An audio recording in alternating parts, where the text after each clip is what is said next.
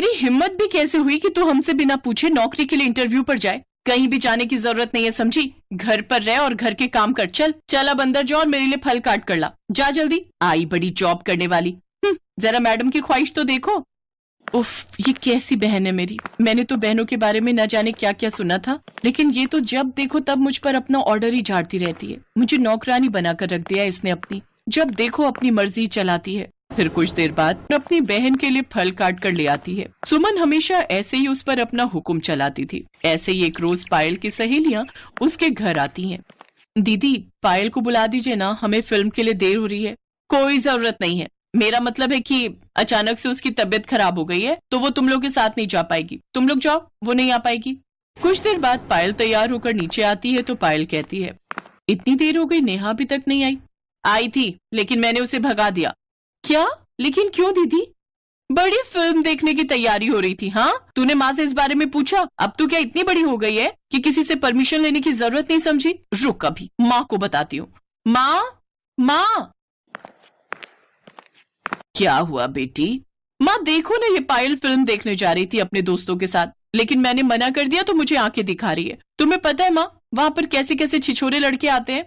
कोई जरूरत नहीं है कहीं जाने की, जा अब अपने कमरे में जा। ऐसे ही समय बीता और सुमन की शादी हो गई, लेकिन अभी भी वो पायल पर अपना डर कायम रखती है। वो वहाँ रहकर भी पायल को कुछ नहीं करने देती थी और उसके आने जाने पर नजर रखती थी। कुछ समय बाद उनके भाई नकुल की भी शादी हो गई और उनकी इकलौती भाभी शीतल ब्याह कर उनके घर आई। आओ भाभी, अंदर आओ, हमारे इस घर में आपका बहुत बहुत स्वागत है। तू तो ऐसे बोल रही है जैसे कोई बड़ी फिल्म स्टार आई है। इस घर की बहू है, इसे ज्यादा सर पर चढ़ाना ठीक नहीं, समझी? शीतल को घर की दहलीज पर पहुंचते ही अपनी दोनों नंदों का स्वभाव समझ आ गया था। अरे भाभी, जरा जल्दी रस्मों को निपटाओ, कल सुबह बाकी के काम भी करने हैं। सारा घर फैला पड़ा है।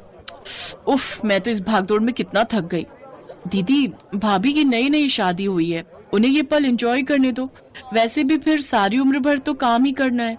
तू उसे भी अपनी तरह बना दे। मुझे कल घर के कामों में किसी भी तरह की कोई देरी नहीं चाहिए। अब माँ को इन सब जिम्मेदारियों से मुक्त करो और तुम दोनों ही सारे घर की जिम्मेदारियां उठा लो। ये बोलकर सुमन वहां से चली गई। अपनी बहन की बात सुनकर पायल डर गई थी। उसका उतरा चेहरा देख उसकी भाभी शीतल उससे बोली, डरो मत दीदी, मैं हूं ना, मैं सब संभाल लूंगी। और हाँ, भाभी को इंग्लिश में सिस्टर इन लॉ कहते हैं। इसका मतलब कि मैं भी तुम्हारी सिस्टर यानी कि बहन की तरह ही हूँ। तो अब से तुम मुझसे अपने दिल की हर बात शेयर कर सकती हो।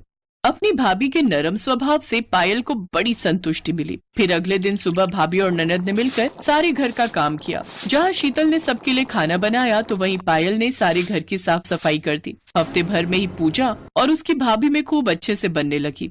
भाभी, आज मैं महसूस कर पा रही हूँ कि बहन किसे कहते हैं। और मैं भी।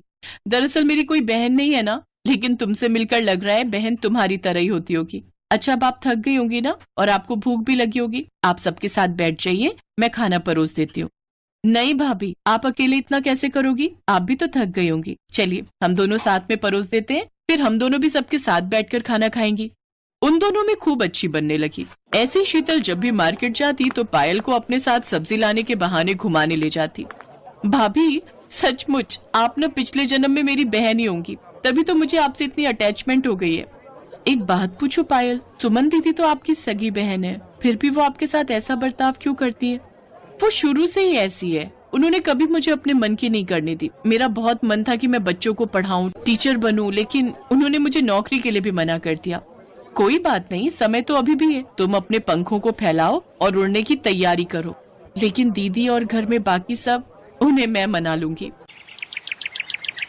अब तो इस घर को संभालने के लिए मैं आ गई हूँ ना माँ जी, तो फिर क्यों हम पायल को बाहर नौकरी करने से रोकें? आजकल तो वैसे भी लड़के और लड़कियां कंधे से कंधा मिलाकर काम करती हैं। बताइए मुझे सुमन दीदी, भला ऐसी कौन सी जगह है जहाँ औरतें काम नहीं करती? अगर वो बाहर जाकर काम करेंगी तो इसका मतलब ये नहीं कि वो बिगड़ जाएंगी।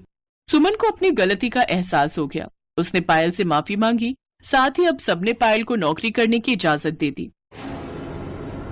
थैंक यू सो मच भाभी, ये सब आपकी वजह से ही पॉसिबल हो पाया है। आपने तो मुझे सगी बहन से भी ज्यादा प्यार दिया है, इसमें शुक्रिया कैसा पायल। जाओ अब अपने पंख फैलाओ, उड़ो पायल, सारा आसमान तुम्हारा है।